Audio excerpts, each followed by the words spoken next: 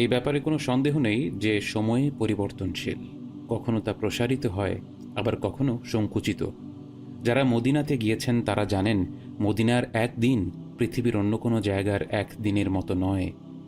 তেমনিভাবে আমি যখন মরিতানিয়ার মরুভূমিতে ছিলাম, সময় খুবই ধীর গতিতে পার হতো।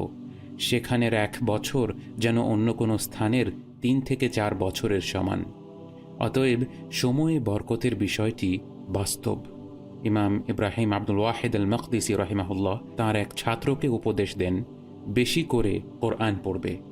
যত কোরআন পড়বে সময়ে তত বরকত অনুভব করবে।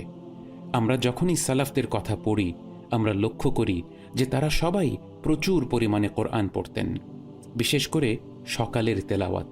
সেটা অল্প পরিমাণে হোক না কেন, নিয়ম